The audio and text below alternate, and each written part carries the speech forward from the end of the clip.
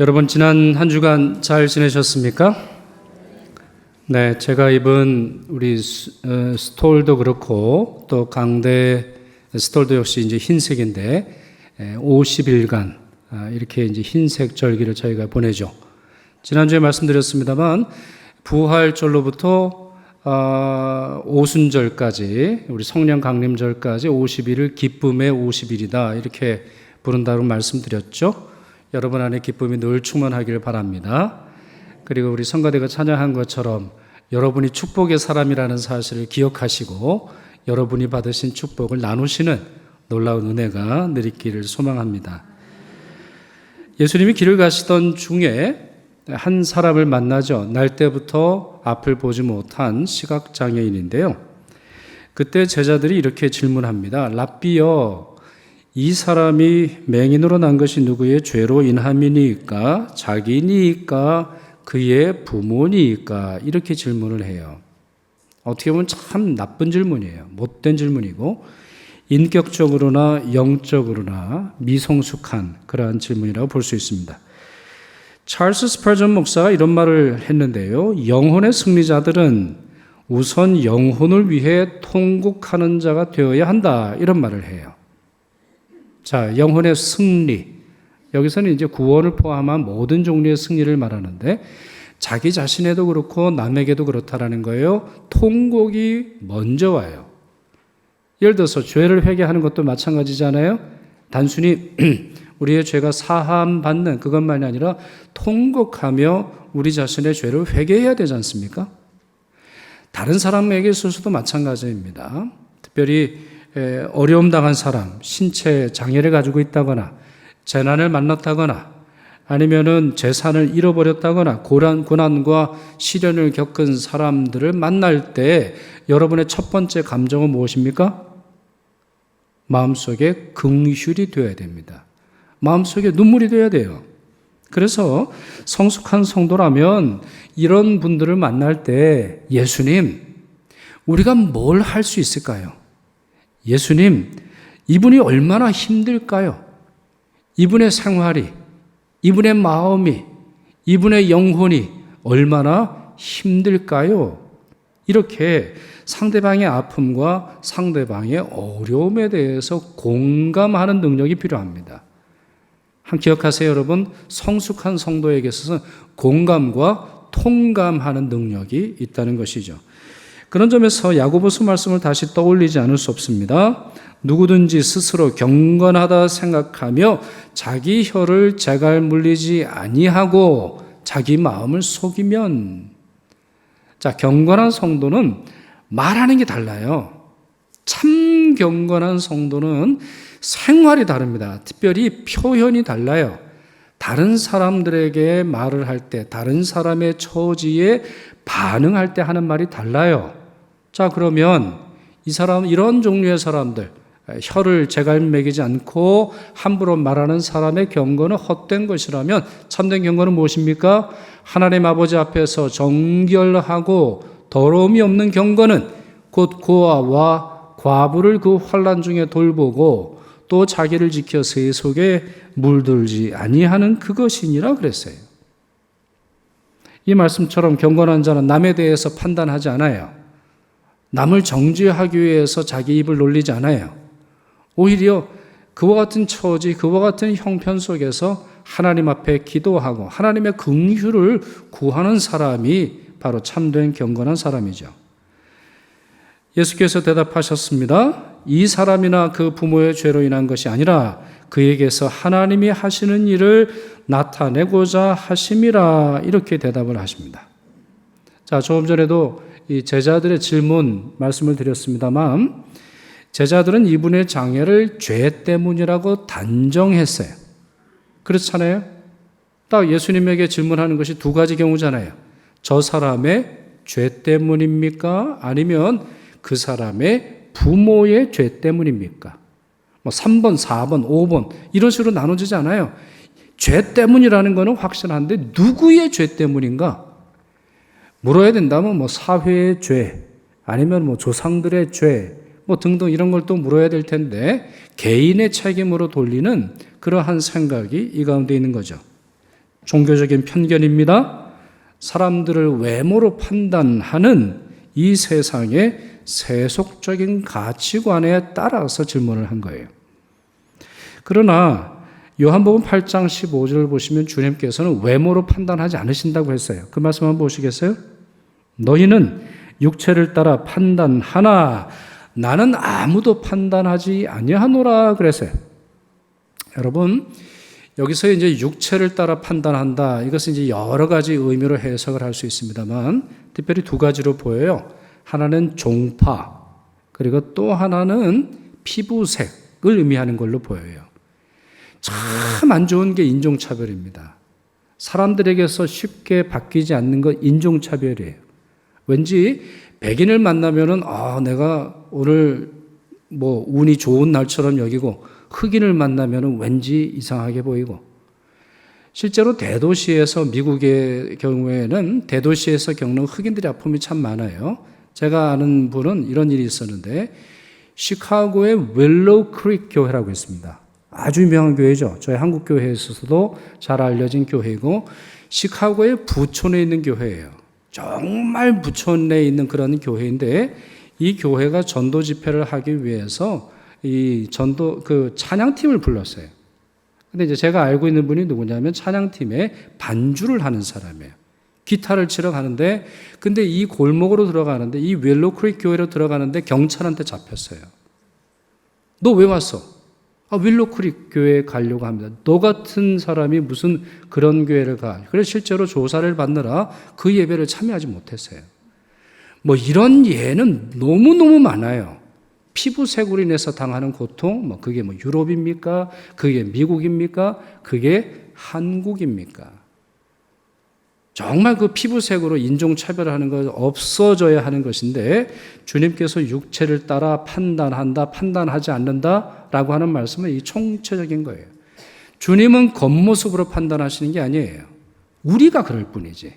우리의 못된 습성이 상대방이 입은 옷, 상대방이 타고 다니는 차, 이걸 가지고 저 사람은 잘 사는 사람이네, 저 사람은 못 사는 사람이네, 이건 우리가 판단하는 거죠. 주님은 그렇지 않아요.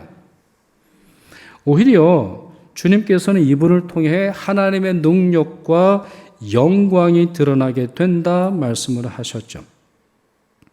자, 이것이 이제 요한복음 9장에 있는 말씀인데 다음 장을 보시면 유사한 말씀을 주님이 하시는 걸 볼 수 있는데요. 요한복음 11장은 죽은 나사로를 다시 살리시는 장면이 기록이 되어 있습니다. 근데 이때도 주님이 비슷한 말씀을 하세요. 요한복음 11장 4절 같이 읽겠습니다. 예수께서 들으시고 이르시되 이 병은 죽을 병이 아니라 하나님의 영광을 위함이요 하나님의 아들이 이로 말미암아 영광을 받게 하려 함이라 하시더라 이렇게 말씀하셨어요. 이미 나사로가 죽었거든요.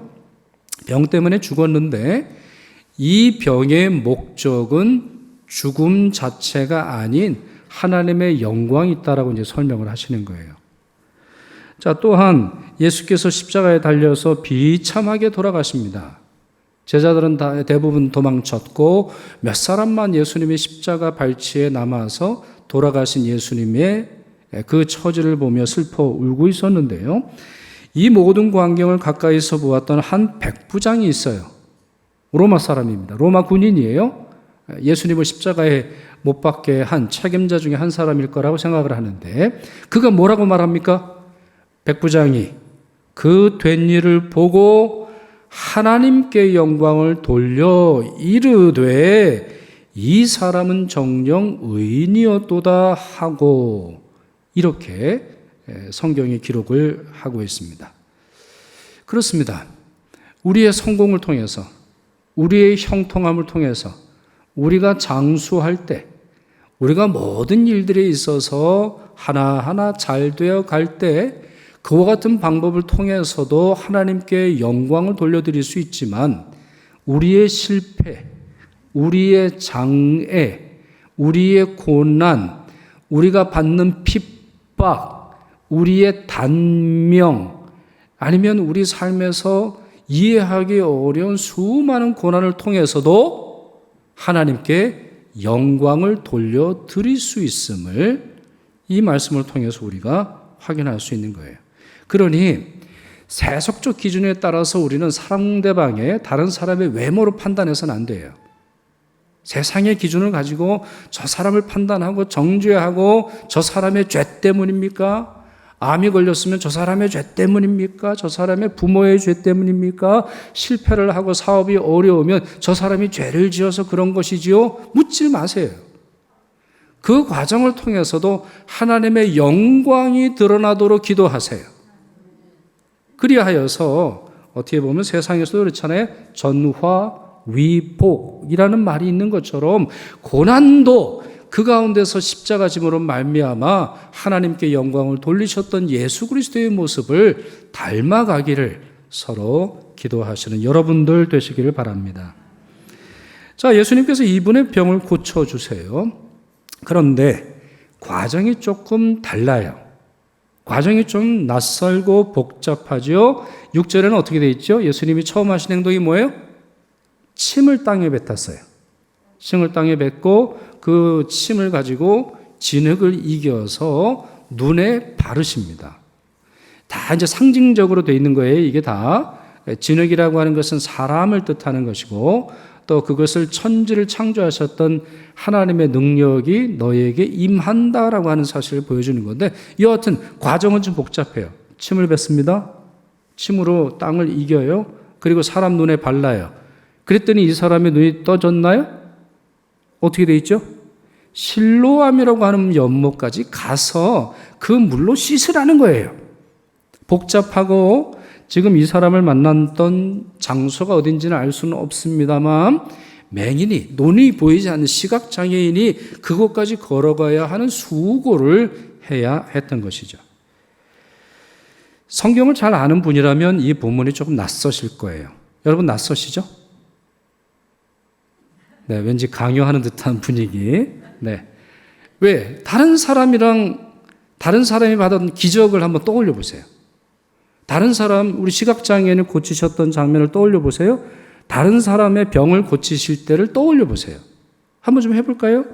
예를 들어서 요한복음 5장 보시면 예수님이 베데스다 연못에 가세요. 그때 누가 있었죠? 38년 동안 정말 큰 어려움을 겪어서 중병에 걸려서 누워있는 사람을 주님이 만나세요. 이 사람 병을 고쳐주십니다. 이 사람이 병을 고쳐주시는데 어떻게 고쳐주시나요? 어떤 도구를 사용하셨나요? 물을 사용하시던가요? 아니요. 말씀을 하셨어요. 일어나 내 자리를 가지고 걸어라. 이런 말씀하세요. 말씀으로 치유하셨어요. 또 여리고의 유명한 소경이었던 바디메오라는 분이 있어요. 바디메오. 자, 이분도 예수님이 병을 고쳐주시는데요. 그때도 비슷합니다. 가라, 내 믿음이 너를 구원하였느니라 말씀하셨고, 그 다음에 뭐라고 되어 있죠? 곧 그 말씀을 하시자마자 말씀이 떨어지는 순간 어떻게 됐다고요? 보게 되어 예수를 길에서 따르니라 했어요. 그러니까 과정을 보면 오늘 본문에 나오는 요한복음 9장에 나오는 이분의 과정은 상당히 복잡한 거예요. 예수님이 다른 사람에게 은혜를 베푸시고 다른 사람의 병을 고쳐주시는 기적하고 비교해보면 과정이 복잡합니다. 여러분이 이와 같은 내용들을 아셨다면 어떠실까요? 저 같으면 이랬을 것 같아요. 아니 예수님, 이게 뭡니까? 왜 저 사람한테는 저러고 저한테는 이렇게 하세요? 예수님 뭐 이랬다 저랬다 하시고, 저 사람은 그냥 말씀으로 쫙 고쳐주시고, 나는 눈도 안 보이는데 실로암이 어딘 줄 안다고 제가 갑니까? 그러지 마시고 그냥 안수 한번 해주셔서 눈 한번 쫙 열어주세요. 아마 이랬을지 모르겠어요. 여러분은 안 그러시겠지만, 여러분은 주님 말씀하시니 순종하겠습니다 이러셨겠지만, 저 같은 경우는 막 항변했을 것 같아요. 예수님 성경을 보시라고, 성경에 그렇게 안 돼 있잖아요. 이렇게 말씀드릴 법해요. 그러나 여러분, 이것이 예수님의 방법이에요. 우리가 볼 때는 이랬다 저랬다 하시는 것처럼 보여도 주님에게는 유일한 방법이 있어요. 우리를 향한 가장 좋은 방법을 선택하세요. 우리를 힘들게 하려고 하심이 아니에요. 우리를 향한 가장 좋은 방법을 통해서 내 문제에 응답하시고 내 문제를 해결해 주세요. 우리가 이런 책들 좀 조심해서 읽어야 되는데, 뭐 나쁜 책이라거나 잘못된 책은 아닙니다만, 기도 응답받는 10가지 비법, 우리 아이 하버드 보내는 5가지의 방법, 아니면 뭐 우리의 병을 고치는 하나님께서 즉각 응답하시는 방법 10가지. 여러분, 이건 좀 조심하셔야 돼요. 조심하셔야 돼요. 주님은 매뉴얼대로 일하지 않으셨어요. 여러분, 사복음서를 읽어보세요. 주님의 방식이 동일하든가, 주님은 정말 그 사람에게 그때의 가장 좋은 방법을 선택하시는 것이지, 다른 사람하고 비교를 해서 다른 사람에게는 하나님의 은혜를 베푸시는 것 같아서 세민하고, 하나님께서는 나에게는 잘해주시고 저 사람에게는 응답을 안 하시는 것으로 보고 내 마음이 우쭐거리고 으스대는 그런 모습이 없어야 돼요. 주님께서 주신 모든 것에 감사해야 돼요. 그런 점에서 고린도 후서 12장 9절, 사도 바울이 고백했던 것이 정답이에요. 내 은혜가 내게 족하도다 그랬어요. 은혜의 종류는 다를 수 있어요. 은혜의 과정은 다를 수 있습니다.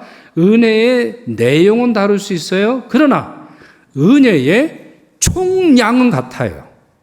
모든 사람이 족한 은혜를 받고 있는 거예요. 이 사실로 기뻐하시는 여러분 되시길 바랍니다. 그럼 여러분 자꾸 비교하지 마세요. 자꾸 뭐 그게 은사가 되었습니까? 아니면 옆집입니까? 아니면 옆 사람이에요? 비교하지 마세요. 네. 남편 아내 비교하지 마세요. 애들 비교하지 마세요. 여러분이 가지신 재산 비교하지 마세요. 여러분이 얼마나 오랫동안 사는가 그거 비교하실 일이 아니에요. 주님이 가장 좋은 것을 주시니 그걸로 할렐루야 아멘 할 뿐이에요. 자, 주님이 이분을 보내시는데 어디로 보내셨죠? 이분을 실로암으로 보내셨어요. 실로암. 교회를 처음 다니면 이걸 절로 착각을 해요. 절에 보면은 뭐 봉자, 뭐 사자, 뭐 이런 암이 있잖아요. 암자. 그래서 어떤 분이 헷갈려 하시더라고요. 교회도 암자가 있습니까? 근데 여러분, 이거는 히브리어예요. 이거는 우리 절에서 운영하는 암자 아닙니다. 거기 가지 마세요, 여러분. 네. 이 절에서 운영하는 그런 곳이 아니에요. 히스기야 왕 때 만들어진 인공 연못이에요.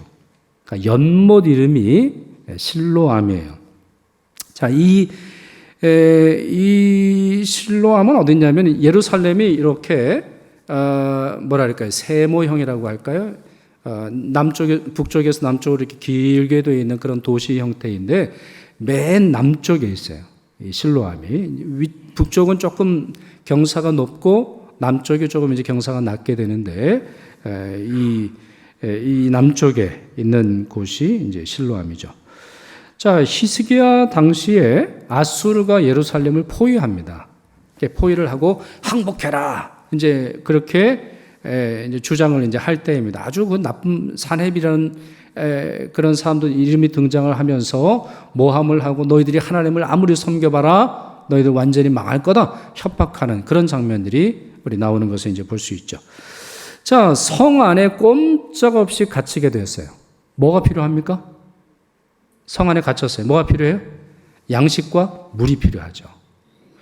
양식을 구하기 위한 여러 방법들이 있어요. 예를 들어서 이때 이제 비둘기를 많이 키웁니다.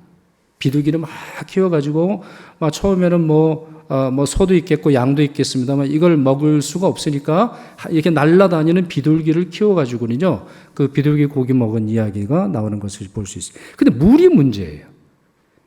이곳은 이제 비가 많이 내리는 지역이 아니니까, 그리고 예루살렘 전체가 바위산이라고 보실 정도로 물을 구하기가 굉장히 어려운 것이에요. 그래서 히스기야가 용단을 내리는데, 자, 예루살렘이 이렇게 생겼다고 했잖아요. 동쪽에 기혼이라고 하는 샘물이 있어요. 기혼, 이거 샘물이에요.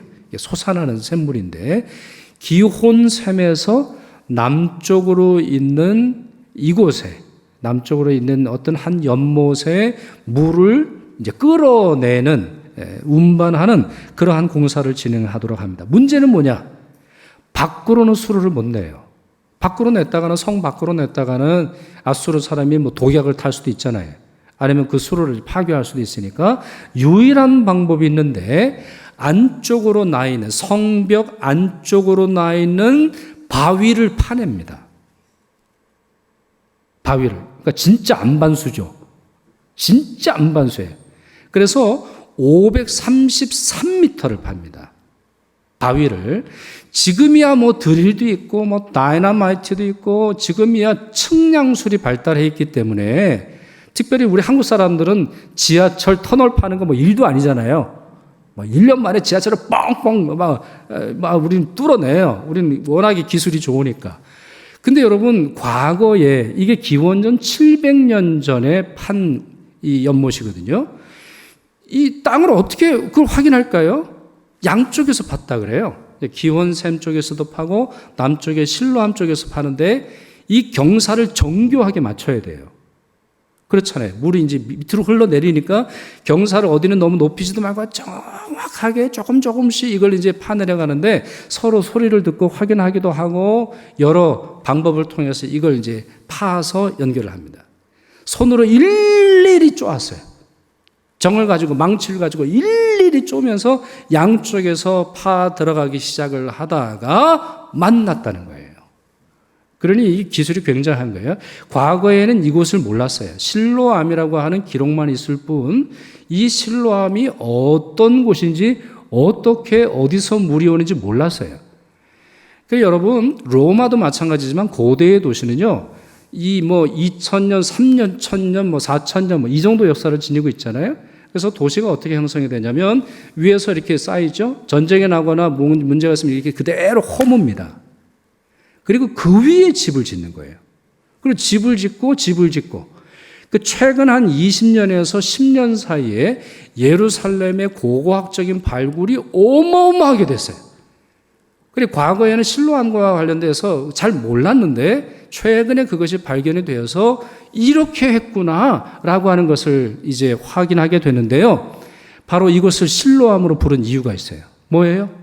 보냄을 받았다라고 하는 뜻이라는 거예요. 뭘 보냈어요?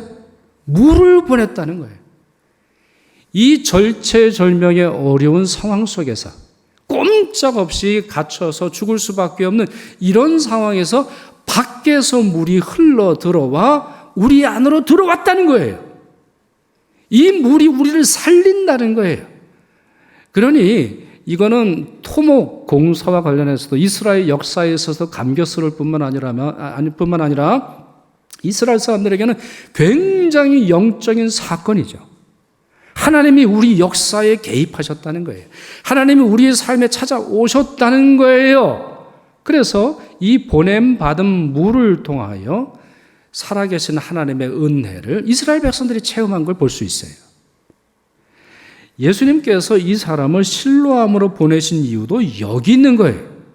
저는 두 가지로 해석할 수 있는데 첫째, 왜 예수님이 실로암으로 이 사람을 보내셨을까? 앞이 보이지도 않는 이 사람을 왜 보내셨을까? 첫째는 예수님이 그런 분이라는 거예요.